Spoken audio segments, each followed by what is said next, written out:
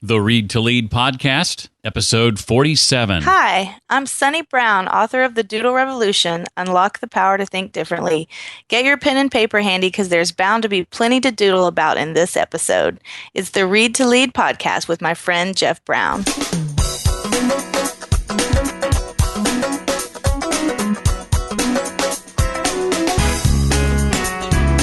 We grew up in communities, most of us, where when you did fail, you basically keep it to yourself. And the world wants to hear about your successes. They don't really want to hear about your failures. Welcome to the Read to Lead podcast with Jeff Brown. Jeff believes that if you desire to achieve true success in business and in life, then consistent and intentional reading is a must. The Read to Lead podcast will not only help you narrow this ever-important reading list, but also bring you key insights and valuable feedback from some of today's most successful and inspiring authors. And now, here's Jeff.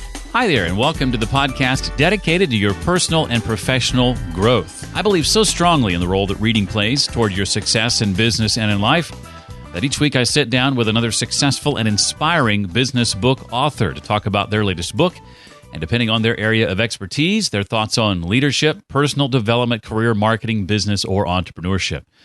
And in today's episode, we'll chat with Lewis Schiff, author of Business Brilliant, Surprising Lessons from the Greatest Self-Made Business Icons. And in today's episode, Lewis encourages us to buck trends and suggests reducing your number of intimate connections, concentrating on innovation and execution rather than that big idea, and the belief that attempting to scrimp and save your way to wealth will not work, and a lot more.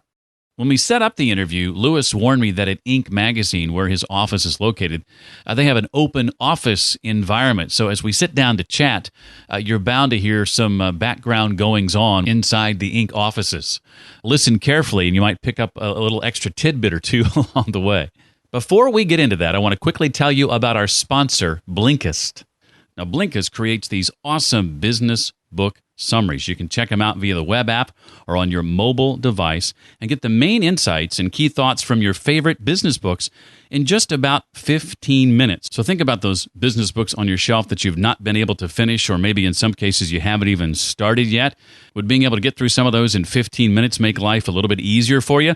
I think so. And right now, Blinkist has a special deal just for you because you're a Read to Lead podcast listener. They're giving 20% off an annual subscription. Now, an annual subscription is only $50 to begin with, so it's pretty cheap right out of the gate. But you can save 20% when you use the discount code, all one word, Read to Lead. Easy to remember, right? Just go to readtoleadpodcast.com/Blinkist. That's Blinkist. readtoleadpodcast.com/Blinkist. Enter Read to Lead, one word, at checkout and save 20% on an annual subscription to Blinkist. Lewis Schiff is the executive director of Inc. Business Owners Council, a membership organization for Inc. magazine's top entrepreneurs and owners of closely held family businesses, and maintains a blog about behavioral entrepreneurship on Inc.com.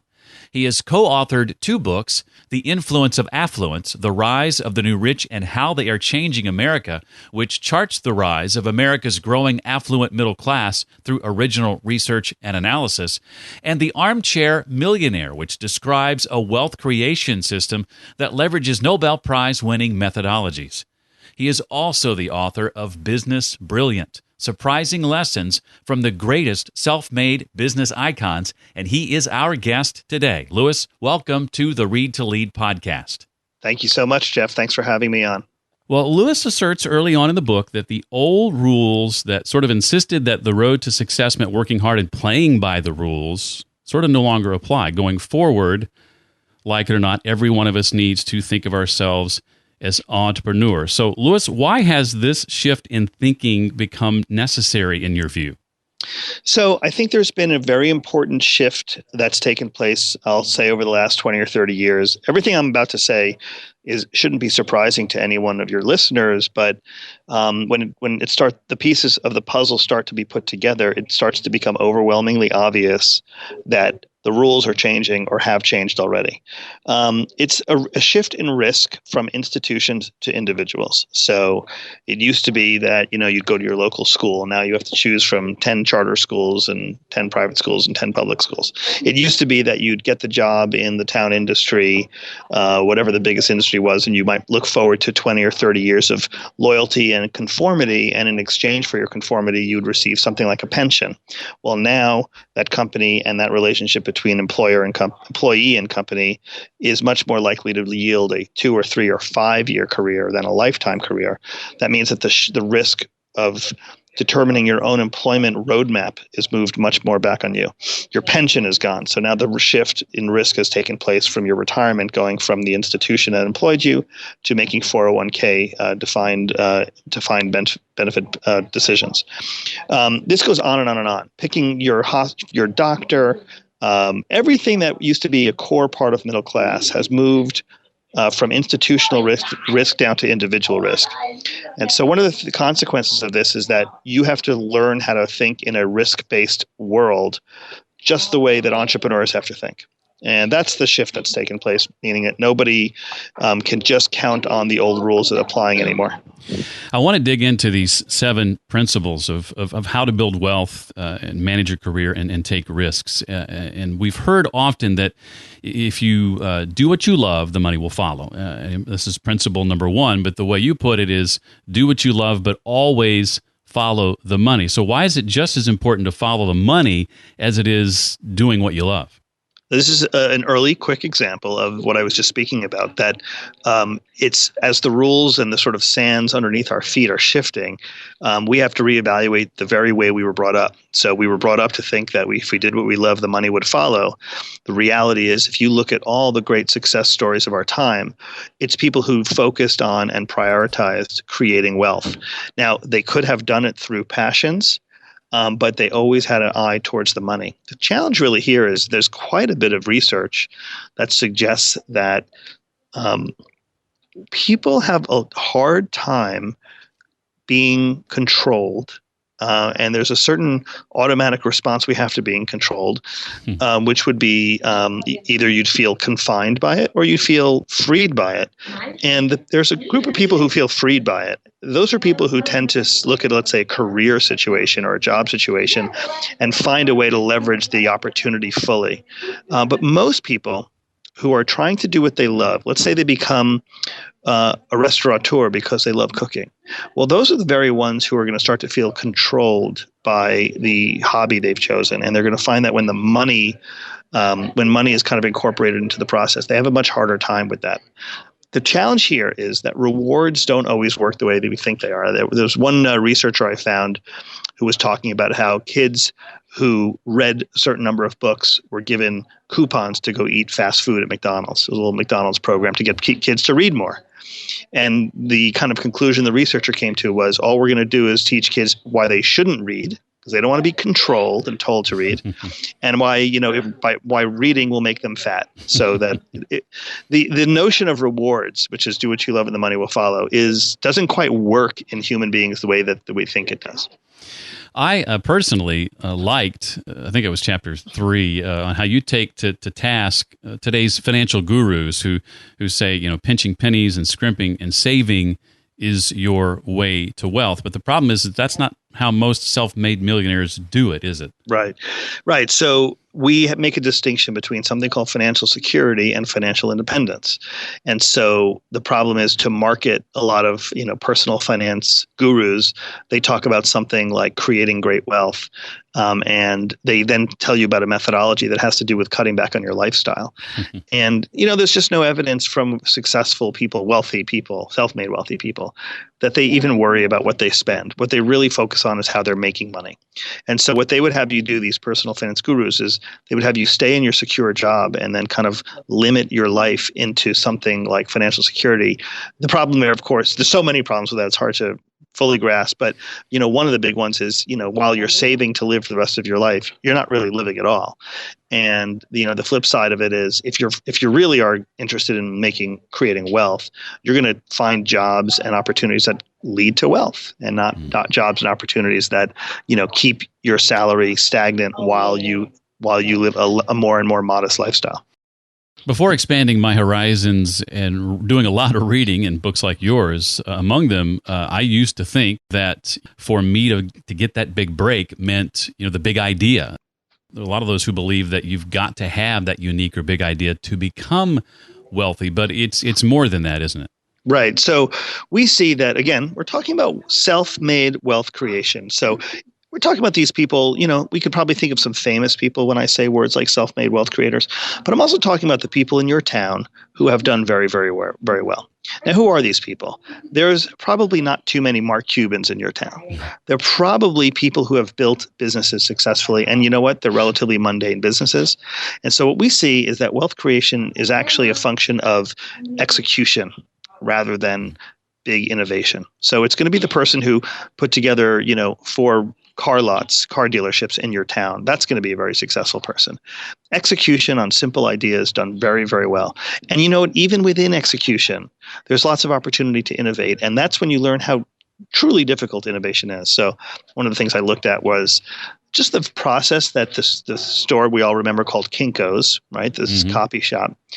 When he had to convince his franchisees to go from regular office hours to 24 hours a day, this simple innovation, one of the defining innovations of Kinko's, took so much convincing.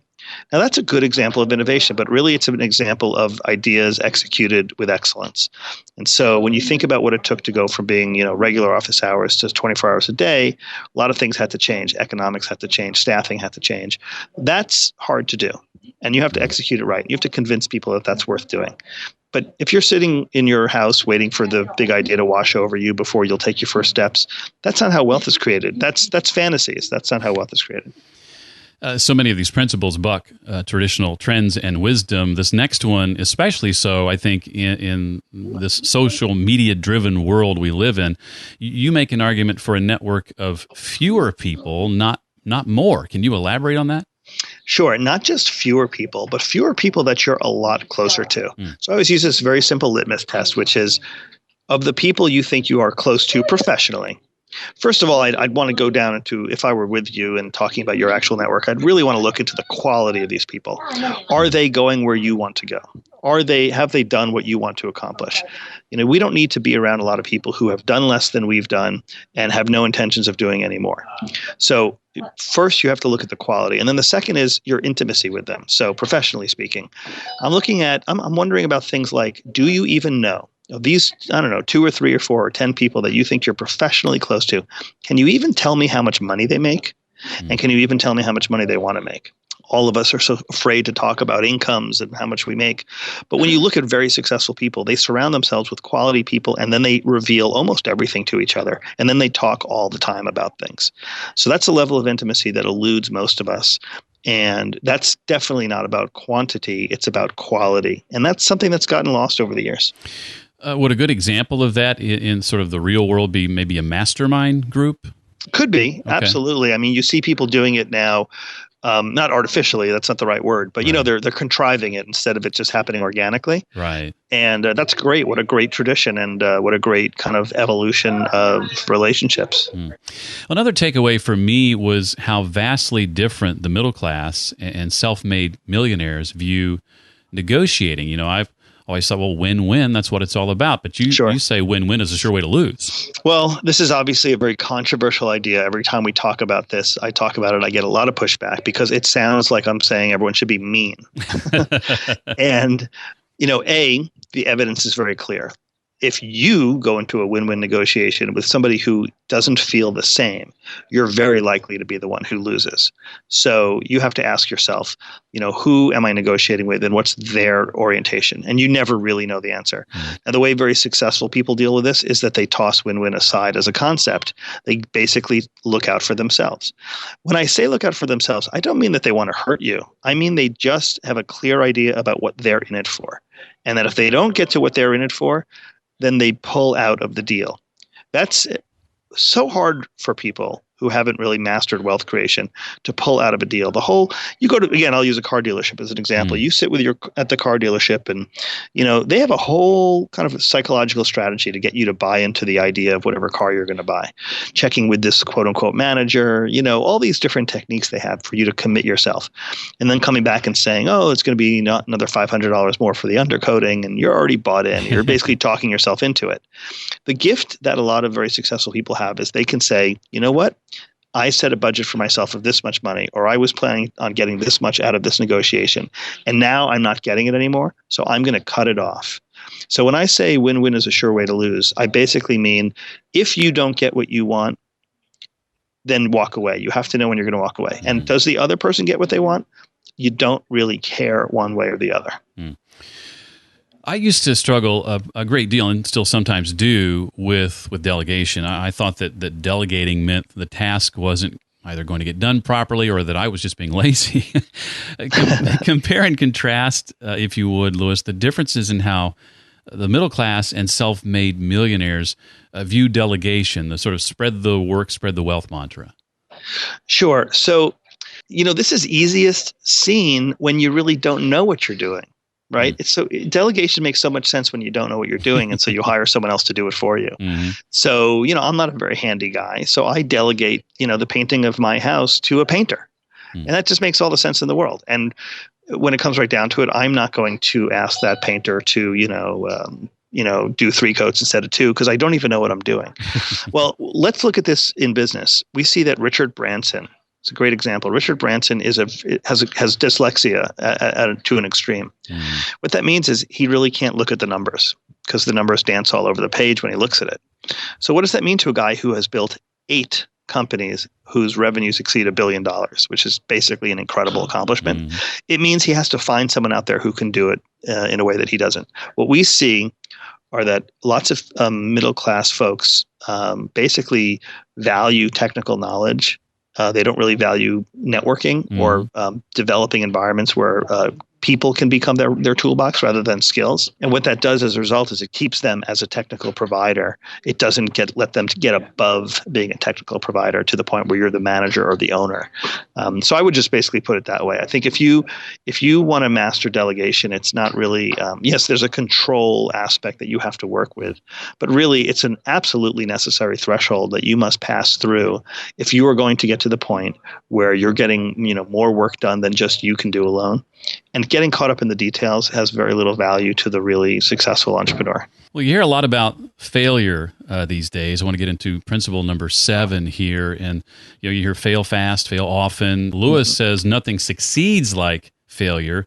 And the main difference, it seems to be, is between self-made millionaires and the middle class is one group is not afraid to talk about it. The other group is.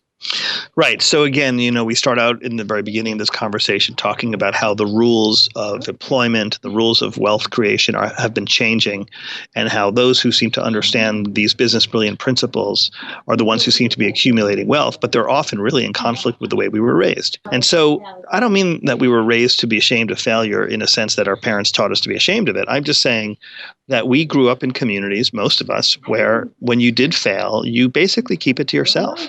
And the world wants to hear about your successes. They don't really want to hear about your failures.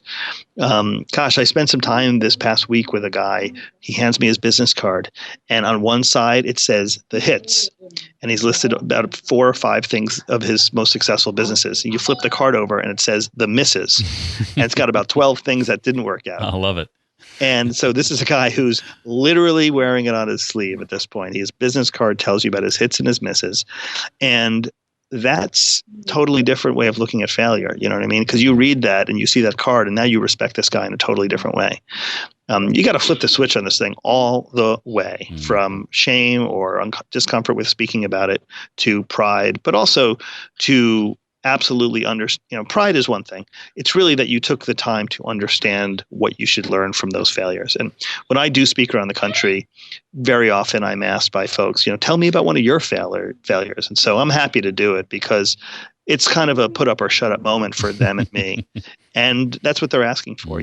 Will somebody really stand up in front of a room and say when they did something that didn't work out? But that should become easier. And by the way, who do you share that with? Those people who you're very intimate with professionally, so that you and they can benefit from it. Right? You don't have to tell everyone everywhere, but you have to find a small group, maybe a mastermind, but a small group of people that, are benefiting from that wisdom, and that is wisdom. I had a recent, what I would consider a failure, or at least something that wasn't as successful as I had hoped for it to be and anticipated being. And immediately, a couple of guys in a mastermind group that I'm a part of wanted to talk about it, but I didn't want to talk about it. I had to have some time to. Now, eventually, I will, but I recognized in me that lack of a desire, and even shame, I think, is probably the right word of wanting it to be really successful and realizing it hadn't been, and then being embarrassed by that. Well, I think that there's absolutely a fair thing to be said about, I'll call it mourning an idea, and processing what happened at emotional and at an intellectual level. So I understand that. I understand how in the moment it might be hard. I'm not saying it's the right response. It might be the right response to tell everyone how you're feeling, or your, a mastermind group how you're feeling. A, appreciate how they'll benefit from that information, and B, how cathartic it could be for you to share it. Yeah. But I would say, if you need to wait a week or so, or a month, that we understand that. The difference is whether or not. Really, I'd say there's a few differences. One, who do you blame at the end of the day? And by blame, that's a word that comes right out of shame, and I don't mean that word like that. But I mean, at the end of it, are you saying, here's what here's what I did wrong? Or are you saying, here's what that person did wrong, and that person did wrong, and that person did wrong? Because it's very hard to learn from failure if you think everyone else screwed up and you didn't. And the second thing is just, by putting that stuff out there, and by having yourself and other people saying, here's what I think you did wrong, really inviting that conversation. That's really a very valuable moment for you. And so to invite that moment is a very important one. Yeah, I agree. Well, can business brilliance, Louis, be learned, or is it a talent that some are just born with? Well, this is a I'll call it $1 trillion question, because the truth is we have really just as many businesses are being started now as were ever being started, per capita. It's not like business creation is happening at some kind of a faster rate. But the other thing that's true is that business failure is also happening roughly at the same rate. You would think, with all the research and all the time, and there are over 2,000 entrepreneurship programs taught in colleges today. Probably 25 years ago or earlier, when we were in school, there were probably 2. And now there's 2,000. So you would think that with all this talking and teaching and researching going on, there would be some tangible result. Either business startups would increase or business successes would increase. So far, we don't see that. However, I don't know if that's really what's the essence of your question in terms of, how many more entrepreneurs have been created as a result of our research. I think what we're hoping for are that more people learn how to respond more entrepreneurially to whatever situation they're in. So as risk has shifted from institutions to individuals, do they respond by taking that risk and maximizing it, or do they respond by essentially behaving the way they always have and getting exactly the same results?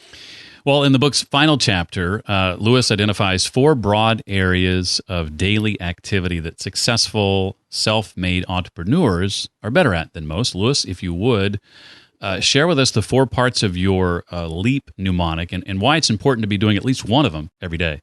Sure. So, mnemonics are really designed to help you change the way you think. And that's a very hard thing to do, but it's also where we have to go in this. So LEAP stands for, it's LEAP, and it stands for learn, earn, assistance, and persistence.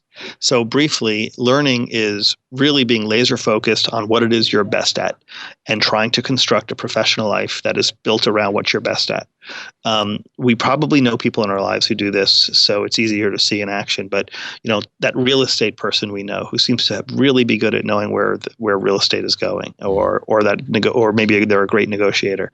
There are people who really understand what they're good at, and they do it all day long, or they do it as much as they can. So many of us spend time doing things that we're only okay at, or even not good at, and we spend a lot of our time doing that. So learn what you're good at and do it as much as possible. Earn. That's simple to say, hard to do. Earn is work yourself up the money ladder, what I call the money ladder. So most of us have employment. Most of us are paid 40 hours a week for 40 hours worth of work. And that's very, very difficult to create wealth that way. Moving up the money ladder means look for opportunities between yourself and your employer, or move into a full entrepreneurial opportunity where you're being paid for something like success. Okay, so it's whether it's bringing in a project or maximizing managing a project efficiently so that there's extra profit left over, or generating a commission from business activity that takes place, all the way up to one day really owning or co-owning a company. That's what earning is all about.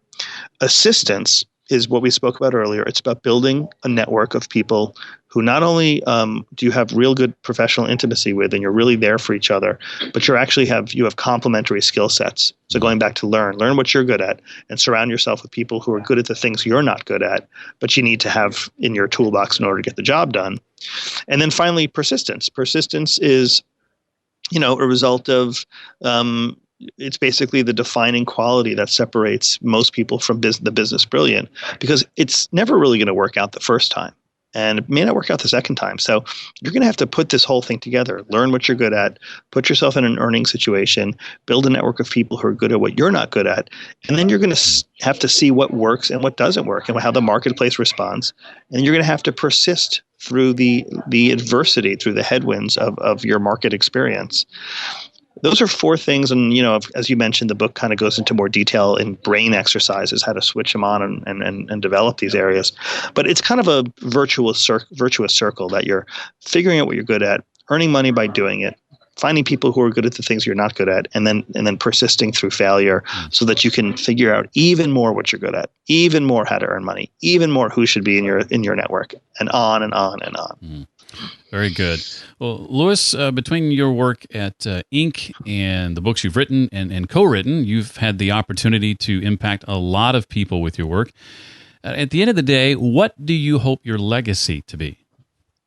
Well, I'm very committed to this idea of what I call business brilliance. So you asked the question earlier, are if these folks born or made? Mm-hmm. I would like to hold myself up to the standard that I shared with you earlier. I would like there to be more successful businesses for people who start businesses. I'd like to, and I don't have to impact huge numbers, but if the percentage of business failures were to decrease or increase by single digits percent-wise, and if I were part of the group of thinkers and educators, business people who help that happen, I would feel great about that legacy. I think this notion of starting a business and owning something, or this notion of behaving more entrepreneurially in your work environment, I understand how hard it is. It rubs up against emotion. It rubs up against tradition.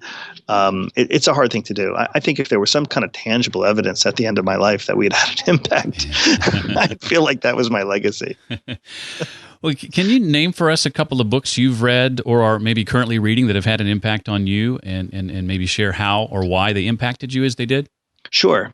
These are books I recommend for, I think, business people who want to be in business, and I love to recommend these books. One is called Small Giants. It's written by a guy named Bo Burlingham, and it's a beautifully written book, but it's a beautiful look. So that the tagline or the subhead of the book is, "You don't have to be big to be great." And it looks at companies that are on the small side, but have committed themselves to having an impact not only on profit and bottom line, but also on something else. Could be the community, could be something charitable. It could be just the area, the industry that they serve. And so they're acting like great companies, but they're not necessarily big companies, and they don't even want to be big companies. I think that alignment, that is the holy grail for so many entrepreneurs, is the alignment between your business morality and your personal morality. And when I see businesses that have that kind of alignment, it's a wonderful thing to see. Another book I think is great for business people who want to get sophisticated about their businesses is called No Man's Land by Doug Tatum. And No Man's Land is another great book. I love to recommend it because his subhead on that book is when you're too big to be small and too small to be big. And so it's really the inevitable result of a certain amount of success when you've built something and, you were sort of nimble and entrepreneurial, but now you've actually got some traction and you have to decide, am I going to stay small, entrepreneurial and nimble, or am I going to try and be one of the top, big players in our business, whatever that business is? And you have to decide. And it's very sophisticated because most people would dream of being in the situation where their business is beyond just tiny and struggling for success. And now they actually have a platform from which to build a bigger opportunity for everybody. You think it's hard to start a business? Try getting from small to big. That's hard. And Doug is great at explaining it and talking about what you have to do to get ready. And it just goes to show you, I think we always, because I spend a lot of time with very successful people, sometimes very rich people, and there's just such a misconception about what their lives are like. And the fact is, the reason why I like to be with these people, the reason why I study them, and the reason why I try to promote that their best practices can also be your best practices is because the one thing they have in common is that they're fighters, and when you are a good sized company and you want to be a big company, that's a really hard challenge. It's just, maybe they look like they're driving a nice car from the outside, but they're working really hard to do that, and I respect the heck out of that. Probably goes without saying that I love discovering new books to read, both of those that you recommended being mentioned for the first time on the show. So awesome. So great to have that. What's next for you, Louis? What projects are you working on currently that you're excited about and feel free to share about? Well, actually, I have some top secret stuff I'm working on. Okay. So I would love to talk about it when it's not top secret anymore. But I'll tell you this. I think that we are in for a long-term trend around this notion of people behaving more entrepreneurially. And so some of it's driven by, as we spoke about at the top of this program, about the shifting sands of the work environment, that it's simply not sufficient to just, put your head down and put in your 20. It just doesn't work anymore. And so as a result of that, whether you want to or whether you have to, I think people are embracing this concept of lifetime entrepreneurship, even in their career development. And that's where I want to be. You spoke about legacy earlier. Now, who does that and how? That's the big question. So do you go to your community college to get that kind of information? Do you look for mentors in your community to get that information? Do you read books? Do you listen to podcasts? You do all of these things. I mean, they're all important, but I would like the tools of that type of teaching instruction to become a little more sophisticated, a little more measurable. And so my top secret project has to do with teaching people what works in an environment that is measurable and, is chosen by individuals who want to be in this. Without sounding too coy about it all, you cannot know that Shark Tank, this TV show, is watched by 8 million people around the world and say, wow, something big is happening here. It's just in our faces right now. When 8 million people are watching a show about, how to be successful, that means everyone is watching it, because 8 million people is a sample of everybody at that point. It's not men, it's not women, it's not young, it's not old. It becomes everybody. So everybody's trying to figure this out. How do I take an idea, or how do I take my own skills and get more out of them? And my top secret projects are around, leveraging that.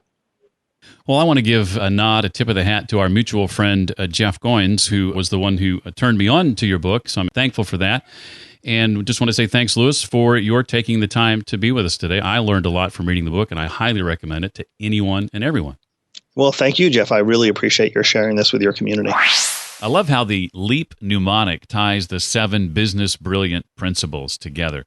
If you'd like to network with Louis, one of the best ways to do that is on Twitter. He is at Louis Schiff on Twitter. That's LEWIS SCHIFF, at Louis Schiff on Twitter. Remember to mention the Read to Lead podcast when you reach out to Louis.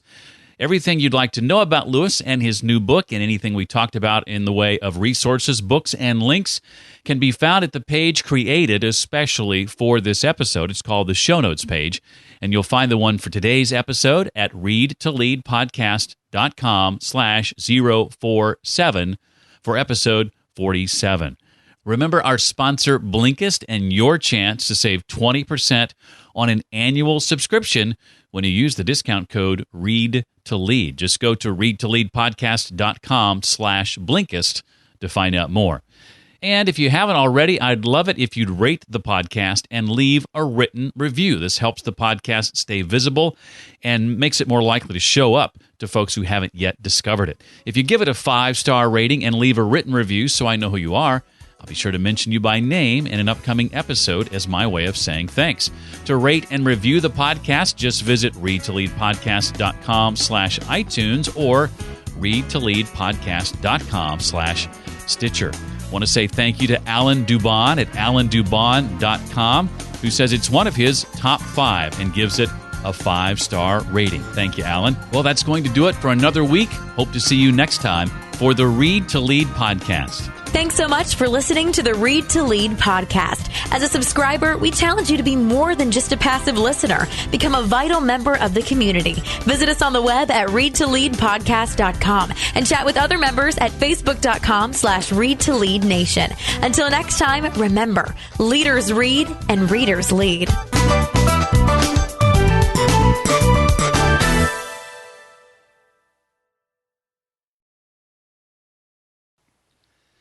Don't have to be beautiful to turn me on.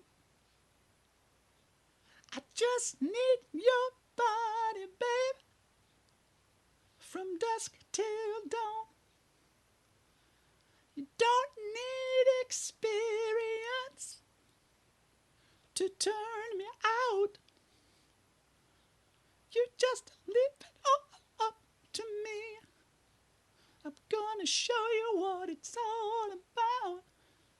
You don't have to be rich to be my girl. You don't have to be cool to rule my world. Ain't no particular sign I'm more compatible with. I just want your extra time.